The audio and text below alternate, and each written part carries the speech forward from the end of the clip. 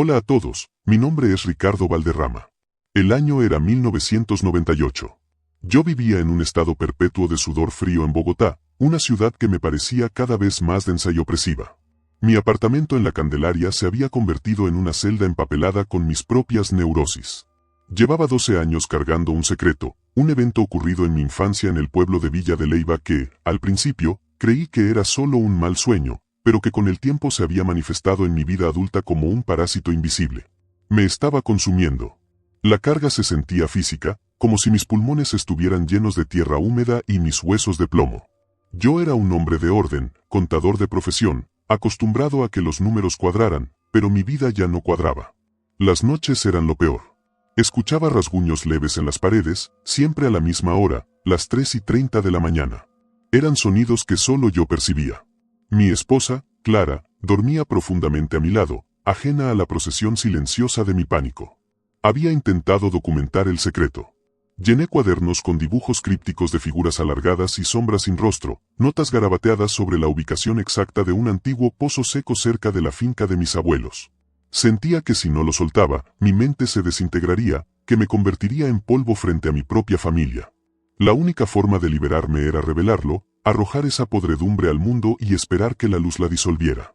El deterioro de mi salud mental era evidente. Dejé de ir a la oficina. Pasaba los días en el estudio, examinando un viejo mapa topográfico de Boyacá, marcando con tinta roja un punto específico en las montañas. La sensación de ser observado se hizo casi insoportable. No era la mirada de Clara o de mi hermano Ernesto. Era algo frío y distante, como un depredador que ya no necesita esconderse porque sabe que la presa está atrapada. Los objetos pequeños en la casa parecían moverse o desvanecerse y reaparecer en lugares ilógicos, un lápiz sobre la mesa que de pronto estaba debajo de la silla. Pequeñas dislocaciones de la realidad que me gritaban que el orden se había roto. Fue entonces que tomé la decisión irrevocable. No podía morir llevándome este conocimiento conmigo. Tenía que contarlo. Elegí el cumpleaños de mi madre como el escenario. Sería la única vez que todos estarían presentes, mi madre, Clara, Ernesto, mis sobrinos. La reunión se celebró en la casa familiar, una casona colonial con pisos de madera crujiente y techos altos que amplificaban cada susurro. La fecha, un domingo soleado de noviembre, 1998. Llegué llevando una tensión palpable sobre mis hombros, una rigidez que mi traje de lino no podía disimular. Llevaba conmigo un sobremanila sellado. Dentro, las primeras notas del pozo, un trozo del mapa marcado y un dibujo que hice de la cosa que vi. Me senté a la mesa, incapaz de probar la bandeja de tamales que mi madre había preparado. Mis manos temblaban. Clara me miraba con preocupación, intentando comunicarse con los ojos, preguntándome si estaba enfermo. Le sonreí de la forma más forzada posible. Ernesto, mi hermano mayor, notó mi ansiedad. Me preguntó con su voz robusta si el trabajo me estaba agotando. Le respondí que no era el trabajo, que era algo mucho más antiguo y feo. Me puse de pie antes del postre. El silencio cayó sobre la mesa mientras me miraban. Yo sentía el aliento frío en la nuca, esa vigilancia constante que se había intensificado desde que entré en la casa. Mi garganta se secó. Saqué el sobremanila de mi bolsillo interior, sosteniéndolo como una reliquia profana. Estaba a punto de decir que durante toda mi vida había estado escondiendo lo que ocurrió esa noche en Villa de Leyva, esa revelación que me había convertido en otra persona. Tomé aire, el pecho me dolía por la presión. Hola a todos, dije, mi voz sonó rasposa. Hay algo que deben saber, algo que he cargado. En ese momento, justo cuando mis labios se abrieron para liberar la primera palabra del terrible secreto, las luces de la sala parpadearon violentamente, no una vez, sino varias, y un escalofrío helado recorrió toda la habitación, a pesar del cálido sol de la tarde. No era un fallo eléctrico normal. Era un apagón visceral. Todos en la mesa se encogieron, sorprendidos. Pero mientras ellos reaccionaban al terror común de la oscuridad, yo sentí que el peso en mi espalda se levantaba. Se levantaba y se movía. Sentí la cosa, que había estado observándome a distancia, acercarse justo detrás de mí. Y mi terror se transformó en una calma helada, una obediencia total. Solté el sobremanila, que cayó al suelo sin hacer ruido. Grité, pero el sonido que salió no fue de miedo. Fue un sonido gutural, como si el lenguaje hubiera sido arrancado de mí y reemplazado por otro. Mi cuerpo, o lo que quedaba de él, se dio la vuelta automáticamente y empecé a caminar hacia la puerta principal, sintiendo que mis pasos ya no eran míos. Escuché los gritos de Clara preguntando a dónde iba, pero yo ya estaba en la calle, y ya no era Ricardo Valderrama. El grito de Clara se ahogó en el eco de la sala. Salí de la casa sin mirar atrás, pero mi conciencia, esa parte de mí que todavía era Ricardo, observaba con horror desde un rincón oscuro de mi propia mente. Era como estar encerrado en una sala de cine viendo una película de terror protagonizada por mi propio cuerpo. Mi visión se volvió borrosa con la velocidad de mis pasos. Escuché a Ernesto gritar mi nombre y los pasos resonando en el pavimento de la calle. Pero el cuerpo que ocupaba ya no respondía a ese nombre. El impulso era ciego, urgente, dirigido hacia el norte, hacia las carreteras que conducían a Boyacá. Mientras el nuevo ocupante de mi cuerpo se movía con eficiencia inhumana, mi yo observador se quedó momentáneamente anclado en la sala, justo al lado del sobremanila tirado en el suelo. Pude percibir la conmoción de mi familia con una frialdad desapegada, como si viera figuras de cera derritiéndose. Clara recogió el sobre con manos temblorosas. La primera escena que viví a través de esta forzada retrospectiva fue la del descubrimiento. Ernesto intentó contactar a la policía de Bogotá, pero no tenía nada. Era un adulto que había salido caminando. Las horas pasaron, y el sol que antes había iluminado el cumpleaños de mi madre se retiró, dejando una oscuridad pesada sobre la capital. Finalmente, después de llamar a todos mis contactos y hospitales, Clara y Ernesto se sentaron en el estudio y abrieron el sobre. Dentro no había un testamento ni cartas de despedida. Solo había evidencias de mi locura. Clara desplegó el mapa marcado. Era un mapa antiguo, doblado y redoblado, que mostraba la región que rodea a Villa de Leyva. La mancha roja era densa, centrada exactamente donde mis abuelos habían tenido su finca en la infancia, cerca de un área boscosa conocida localmente como el Pantano. Luego, ella leyó las notas. Eran confesiones escritas en letra pequeña y frenética. Decían: la voz está en el pozo. Siempre fue el pozo. 1986. 12 años de silencio. Necesita que regrese. Ernesto vio el dibujo final, hecho con carboncillo, una figura delgada, de altura imposible, sin rasgos faciales definidos, pero con una postura que transmitía una malicia antigua e inteligente. El dibujo era demasiado bueno, demasiado vívido para ser la mera invención de un hombre estresado. Los ojos de Clara se llenaron de lágrimas, no solo de miedo, sino de la comprensión tardía del infierno silencioso que yo había estado habitando durante más de una década. La segunda escena se desarrolló a la mañana siguiente. El lunes de noviembre de 1998, la familia se dividió. Mi madre se quedó en Bogotá rezando, negándose a aceptar que su hijo había huido. Clara y Ernesto, impulsados por la necesidad de entender, se dirigieron al norte. La ruta era larga y tortuosa, pero el mapa proporcionaba un objetivo. Mientras conducían por la carretera central del norte, Ernesto revisaba los pocos registros que había encontrado sobre la antigua finca. El pozo seco era real, utilizado para riego antes de que la tecnología moderna llegara a la región. Lo que no era real, lo que no tenía explicación, eran los 12 años de rasguños en la pared que yo había documentado en otro cuaderno, las fechas y horas exactas de las 3:30 de la mañana, vinculando cada incidente a un recuerdo infantil borroso en Villa de Leyva. La atmósfera de esa segunda escena era de desesperación contenida. Clara se aferraba a la idea de que la figura en el dibujo era un secuestrador, alguien que me había manipulado. Pero Ernesto era más pragmático, y a la vez más temeroso. El dibujo no era una amenaza externa. Era una manifestación de algo que yo había traído conmigo. En mi mente observadora, sentía una conexión profunda y extraña con la ruta que ellos tomaban, una sensación de inevitabilidad. El pozo me llamaba, y ahora, a través de ellos, la verdad que yo había temido contar iba directo a su origen. Llegaron a Villa de Leyva al atardecer. La casa de los abuelos era una ruina de piedra y cal, abandonada hacía años. El pueblo, tranquilo y colonial, contrastaba brutalmente con el terror que ahora los habitaba. Después de interrogar a un par de viejos vecinos que recordaban a los Valderrama, supieron la ubicación exacta del pozo. Estaba a unos 2 kilómetros de la casa, en el límite de un bosque de niebla, justo donde el mapa de mi obsesión estaba marcado. La tercera escena, la más escalofriante, ocurrió justo antes de que se adentraran en el bosque. Ernesto detuvo la camioneta al borde de la carretera polvorienta. El aire era frío, la neblina empezaba a envolver los árboles. Estaban a punto de seguir mi rastro. Pero mientras Ernesto apagaba el motor, Clara señaló algo en el asiento del copiloto, un detalle que nadie había notado antes, algo que yo, Ricardo, había hecho, o había sido forzado a hacer, inmediatamente después de mi desaparición. Sobre el asiento de tela oscura, había una única mota de polvo fino, blanquecino y seco. Y tallado en el plástico duro del salpicadero, Había un mensaje apenas visible, tallado con algo afilado y fino, como una uña rota. No decía ayuda o dónde estoy.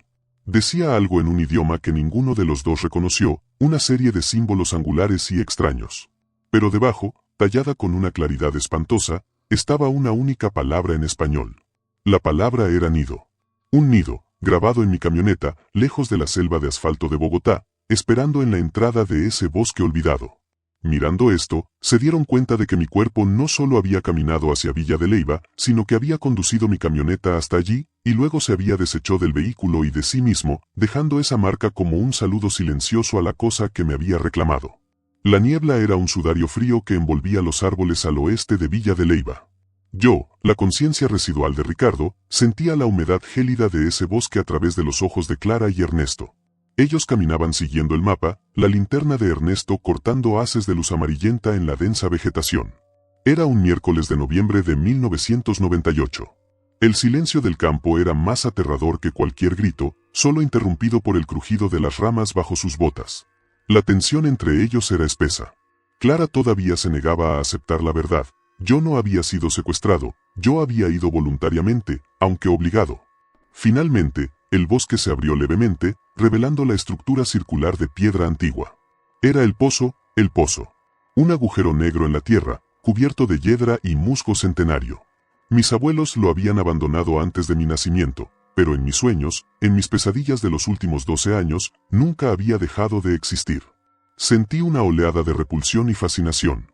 La cosa que me había poseído había conducido mi cuerpo hasta aquí, para cumplir una promesa hecha en el pasado. Ernesto se acercó al borde, iluminando la boca circular. El pozo no parecía profundo, pero la oscuridad en su interior era absoluta. No había fondo visible, solo un vacío que absorbía la luz. Mientras Ernesto se arrodillaba, mi mente se disparó hacia el origen de todo, a la noche que me había marcado. Era el verano de 1986. Tenía 10 años, la edad en que la bravuconería vence al sentido común. Mis primos me habían retado. Después de las 11 de la noche, había que ir al pozo. Se decía que si te asomabas y decías tu nombre 3 veces, el pozo te revelaría tu futuro. Yo era el más miedoso, pero también el que más quería probar su valentía. Me arrastré por el campo helado, el corazón golpeándome contra las costillas. Cuando llegué y me asomé al borde, la luna estaba llena, derramando su luz pálida sobre las piedras. No dije mi nombre. Vi algo. En lugar del agua estancada, o simplemente tierra seca, vi un reflejo que no era el mío. Era una forma. Una forma delgada, con extremidades demasiado largas, encorvada en la oscuridad. No tenía ojos, pero yo sentí su mirada sobre mí, una presión intelectual, antigua y hambrienta. El frío que sentí no era el del aire de Boyacá, sino un frío que venía desde adentro de la tierra. Y luego vino el sonido. No fue un susurro o un grito. Fue una resonancia directa en mi cabeza, una nota musical baja y continua que vibró en mis huesos. El sonido decía una sola cosa, un mandato simple y resonante. Ven. Aquel mandato se había incrustado en mi psique, dormido por 12 años, solo manifestándose como rasguños a las 3:30 de la mañana, y ahora, en noviembre de 1998, había despertado. Ernesto interrumpió mi recuerdo. Estaba tocando algo. Era un objeto pequeño, semi-enterrado en el musgo justo en la base del pozo. Lo levantó con cuidado, y Clara lo iluminó. Era mi billetera. Vacía, sin documentos de identidad ni dinero. Parecía haber sido dejada allí intencionalmente, como un caparazón descartado. Mirando esto, Clara y Ernesto se dieron cuenta de que mi cuerpo había llegado, había dejado la billetera, pero no había caído. Había continuado. Mientras revisaban el área circundante, buscando huellas o alguna señal de lucha, Clara tropezó con un pequeño montículo de piedras sueltas.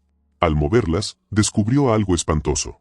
Estaba excavado en la tierra húmeda, justo debajo de la capa de musgo, una serie de agujeros pequeños, profundos y espaciados de forma regular, como si algo muy grande con muchas extremidades hubiese anidado allí brevemente. Y en el centro de ese patrón de agujeros, había un objeto familiar, aunque fuera de lugar. Era mi libreta de contabilidad, la de tapa verde que usaba para llevar las cuentas de la oficina en Bogotá. Estaba mojada y las páginas empapadas. Ernesto la abrió con cautela. Los números habituales estaban tachados con rabia. En su lugar, el papel estaba cubierto con esa escritura angular y desconocida que vieron en la camioneta, el mismo lenguaje críptico que no era de este mundo. Pero en la última página, la tinta todavía estaba fresca, y el mensaje fue un golpe devastador. Estaba escrito en español perfecto, pero con una caligrafía que no era la mía, sino una copia deformada. Decía, la incubación es un proceso. El nido me espera. Y justo debajo, con la punta del bolígrafo hundida en el papel, había la palabra que me aterrorizó por completo, la que selló mi destino y el de ellos: regresaré con el nuevo nido en la luna de mayo. En ese instante, desde el fondo del pozo, donde la oscuridad era más densa, un sonido metálico y rítmico comenzó a ascender, no un sonido de agua, sino un lento, deliberado raspado contra la piedra húmeda. El raspado metálico desde el fondo del pozo detuvo la respiración de Clara y Ernesto. Yo, Ricardo, sentí a través de ellos un terror paralizante. Era un sonido lento y metódico, no como un objeto cayendo, sino como algo que se movía, arañando la pared de piedra mientras ascendía lentamente. La niebla se hizo más pesada, cubriendo el pozo. Era jueves, y la desesperación de la familia había mutado en un pánico sobrenatural. Ernesto retrocedió del borde, tirando de Clara. El mensaje en la libreta, la referencia al nido en la luna de mayo, les había dado un límite de tiempo y un propósito oscuro. Yo sabía que la cosa que había visto en 1986 no era un fantasma, sino un ente que se manifestaba en ciclos, vinculado a algún tipo de geometría cósmica que yo no entendía. La luna de mayo, un tiempo de siembra, de nuevos comienzos. Pero este nido no era para pájaros. La primera escena de la huida fue un caos. Corrieron de vuelta al coche, dejando atrás el pozo. Mientras lo hacían, Clara miró hacia atrás por encima del hombro. Juraría que vio una luz débil y verde emerger de la boca del pozo, una luz que parpadeó y se desvaneció. Cuando llegaron a la camioneta, el mensaje tallado en el salpicadero parecía más profundo, casi recién hecho. El polvo blanquecino, que antes era una simple mota, ahora cubría todo el asiento. Era ceniza, o quizás algo más orgánico y seco. Regresaron a Bogotá al amanecer, exhaustos y convencidos de que yo, Ricardo, estaba más allá del alcance de la policía o de la lógica. Durante las siguientes semanas, mi familia intentó investigar el significado de la palabra nido y el lenguaje críptico en mis cuadernos. Ernesto, un abogado con inclinación por la historia, comenzó a examinar archivos y leyendas locales de Boyacá. La segunda escena transcurrió en el Archivo Nacional de Colombia. Ernesto pasó días buscando menciones a sucesos extraños en la región de Villa de Leyva, específicamente cerca de la finca Valderrama. Encontró un par de menciones oscuras en los registros parroquiales de la época colonial.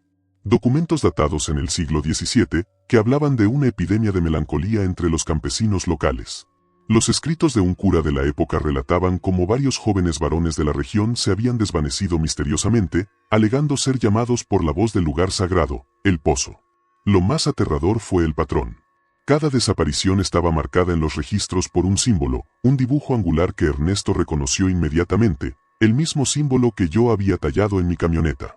El cura de entonces lo había descrito como un lenguaje del inframundo.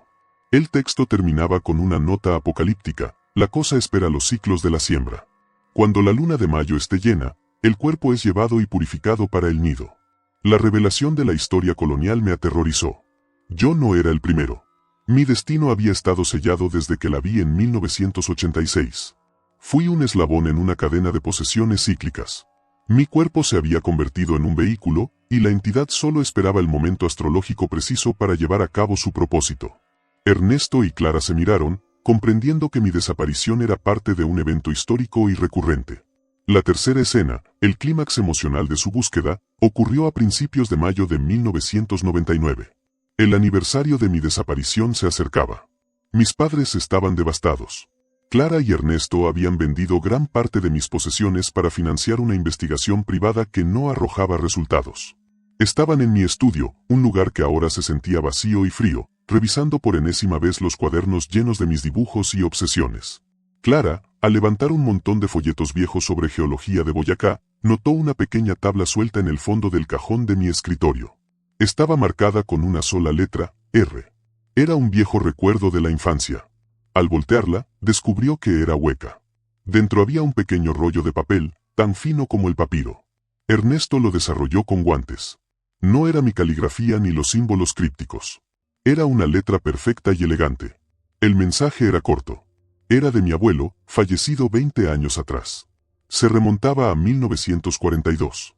Decía: Ricardo, si lees esto, no vayas al pozo. Yo también estuve allí en mi juventud.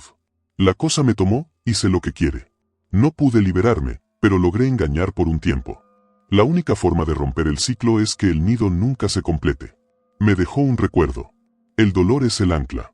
Si me encuentras, encontrarás la respuesta para liberarte. Justo cuando terminaron de leer, la televisión de la sala se encendió sola. La imagen se distorsionó en estática pura. Pero en medio del ruido blanco, una figura apareció, apenas discernible. Era mi silueta. Estaba de espaldas a la cámara, de pie en un campo. Llevaba ropa desgarrada, y parecía haber crecido, estirado en una forma antinatural. La figura se giró lentamente, revelando que mis ojos estaban hundidos y vacíos. No dijo nada. Solo alzó un brazo delgado y largo, señalando directamente a la cámara, y en el fondo, una estructura gigantesca de barro y huesos comenzó a construirse bajo la luz de una luna creciente. El nido se estaba completando, y yo estaba allí, sirviendo a la cosa. La imagen estática del televisor se cortó, dejando a Clara y Ernesto en un silencio opresivo. Era mayo de 1999. La luna de mayo, el ciclo de siembra mencionado en los antiguos textos y por la voz del pozo, estaba a solo unos días de alcanzar su plenitud. El mensaje de mi abuelo, fechado en 1942, y mi aparición espectral en la televisión, confirmaron lo inevitable. Yo no había desaparecido, estaba siendo utilizado para construir ese terrible nido. Mi abuelo había sido la posesión anterior. La primera escena se centró en la angustia de Ernesto. La nota de mi abuelo mencionaba un recuerdo, un ancla. El dolor es el ancla. La lógica de mi abuelo, marcada por una época donde la fe se mezclaba con la superstición en la Colombia rural, sugería que si el nido se completaba, la posesión se volvería permanente, la entidad se manifestaría completamente y yo, Ricardo, desaparecería para siempre. La clave estaba en lo que mi abuelo había logrado esconder. Si él estuvo poseído y se liberó parcialmente, debió dejar una señal. Clara, recordando los años que me había pasado obsesionado, sugirió volver a Villa de Leyva, no al pozo, sino a la antigua finca familiar. Teníamos que buscar el ancla, el dolor que mi abuelo había mencionado. Viajaron de nuevo, esta vez con una determinación febril. Al llegar, la casona abandonada parecía más imponente, con sus paredes coloniales reflejando la luz tenue de la inminente luna llena. La segunda escena se desarrolló en el interior de la casa. El abandono era total. El techo se caía, las tejas rotas. Buscaron en el cuarto de mi abuelo, un espacio que yo recordaba vagamente como lleno de libros y mapas. Allí, entre los escombros y el polvo, encontraron un antiguo baúl de cedro, cerrado con un candado oxidado. Ernesto lo forzó con una palanca. Dentro no había joyas ni dinero, solo objetos personales de mi abuelo. Fotografías amarillentas, medallas de la Guerra de los 1000 días, y una gruesa Biblia de cuero negro. Mientras revisaban la Biblia, notaron que la sección del Génesis estaba pegada con pegamento viejo.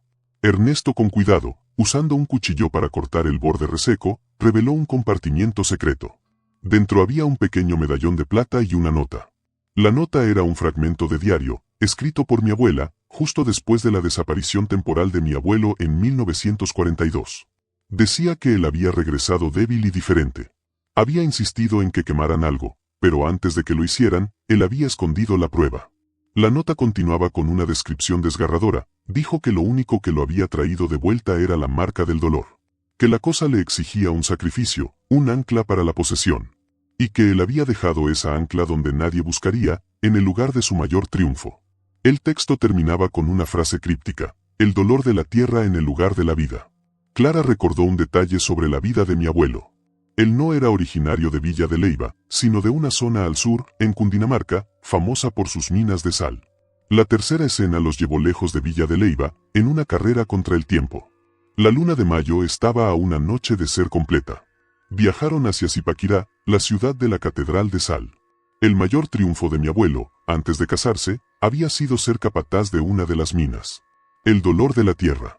La catedral era una maravilla subterránea, pero Clara y Ernesto se dirigieron a las minas abandonadas que la rodeaban.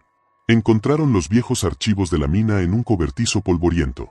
Ernesto consultó los planos de 1942. El lugar de la vida. Mi abuelo había trabajado en un sector conocido como La Cuna, la zona más rica en sal. Con el mapa en mano, se adentraron en los túneles oscuros, el aire pesado y salado llenando sus pulmones. Después de una hora de caminata, llegaron a una cámara abandonada. En el centro de la cámara, bajo una tenue luz de linterna, encontraron una pequeña roca de sal, tallada de forma burda para parecer una cara humana.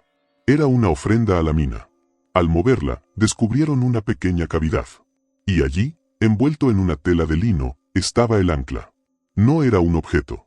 Era un resto biológico. Un hueso humano diminuto, de un tamaño que solo podía pertenecer a un niño muy pequeño. Junto al hueso, había otra nota de mi abuelo, escrita en el mismo papel fino. Decía, la cosa exige un sacrificio inicial, el primer nido. Me obligó a llevarla aquí. No es mi hijo, sino un niño de la zona que desapareció. Lo usó para tomar forma. Este dolor es el ancla. Cuando la luna esté llena, ella vendrá por ti o por tu sangre. Destrúyela. En ese momento, el aire en la caverna se vuelve insoportablemente frío.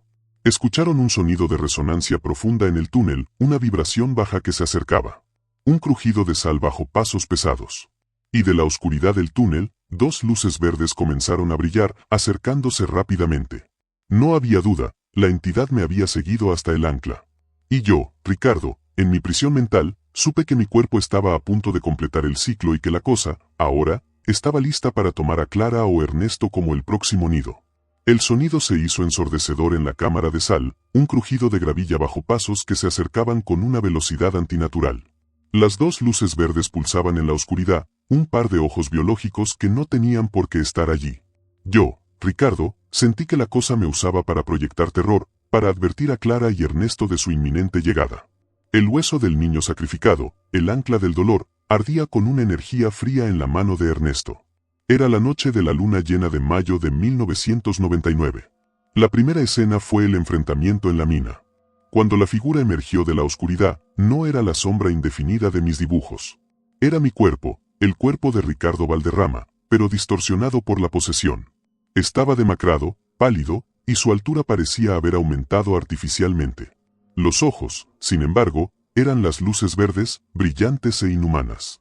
El rostro de mi cuerpo estaba contorsionado en una mueca de agonía y éxtasis, como si dos voluntades lucharan por el control. Yo estaba allí, gritando dentro de mi mente, intentando forzar a mi mano a que temblara, a que cayera de rodillas, pero era inútil. La cosa, a través de mi boca, habló. Su voz era un eco metálico, grave, resonando en las paredes de sal. Dijo, tarde. El nido está listo. El sacrificio es la llave. La entidad se acercó, y Clara, impulsada por un amor desesperado, gritó mi nombre.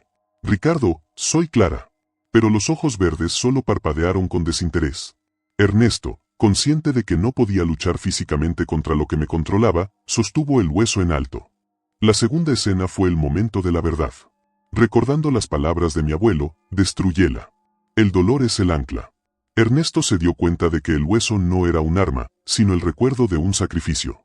La cosa quería el hueso de vuelta, o quería asegurarse de que su rastro fuera eliminado. La criatura se abalanzó sobre Ernesto con una rapidez sorprendente. Fue un movimiento fluido, una rápida de mis extremidades alargadas. Justo cuando la cosa intentó arrebatarle el hueso, Ernesto lo lanzó con todas sus fuerzas contra una de las gruesas paredes de sal. El impacto fue seco. El pequeño hueso se pulverizó. En ese instante, un aullido se rasgó en el aire, pero no salió de mi boca poseída. Vino de la propia criatura, un sonido gutural que vibró en la sal. Las luces verdes se apagaron. Mi cuerpo se desplomó en el suelo, retorciéndose. Yo, Ricardo, sentí una liberación momentánea, un dolor agonizante, como si una extremidad invisible hubiera sido arrancada de mi ser. El cuerpo se convulsionó violentamente. Clara corrió hacia mí, sosteniendo mi cabeza. La tercera escena, la resolución y la verdad final. Cuando las convulsiones cesaron, abrí mis ojos.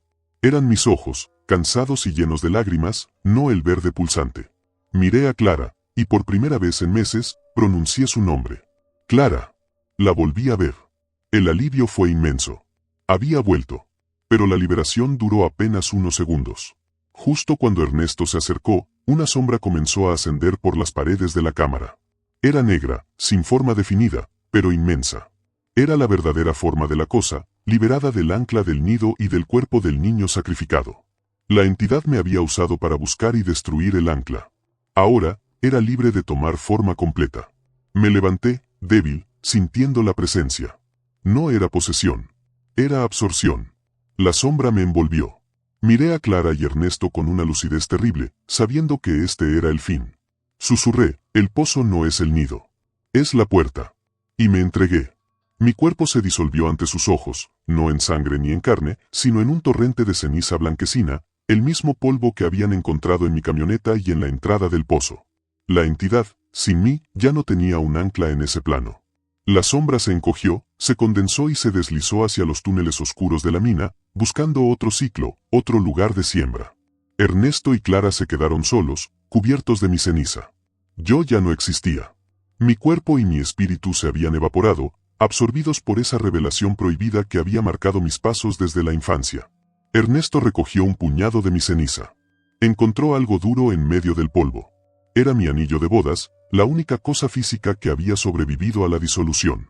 Estaba grabado con una nueva palabra, el mismo símbolo que marcaba la posesión, y debajo, la fecha, mayo de 1999. El ciclo se había cerrado. Ricardo Valderrama se había evaporado. Esta fue otra historia impactante de nuestro canal Relatos Prohibidos. La vida nos enseña que a veces la verdad se esconde en los lugares más oscuros, y que incluso el miedo puede revelar una lección. Cada relato que escuchas aquí está inspirado en hechos reales, en experiencias de personas que vivieron lo inexplicable y encontraron fuerza en medio del terror. Si esta historia te estremeció o te hizo reflexionar, cuéntanos en los comentarios. ¿Qué habrías hecho tú en esta situación? Tu opinión nos importa. No olvides suscribirte y activar la campanita para no perderte nuestros próximos videos llenos de misterio, suspense y emociones intensas. Cada semana te esperamos con nuevas historias de secretos, traiciones, desapariciones y verdades que el tiempo intentó ocultar. Comparte este video con alguien que disfrute de los enigmas de la vida. Y recuerda, no todas las puertas deberían abrirse, pero algunas revelan lo que más necesitamos ver. Hasta el próximo video, si te atreves a escucharlo.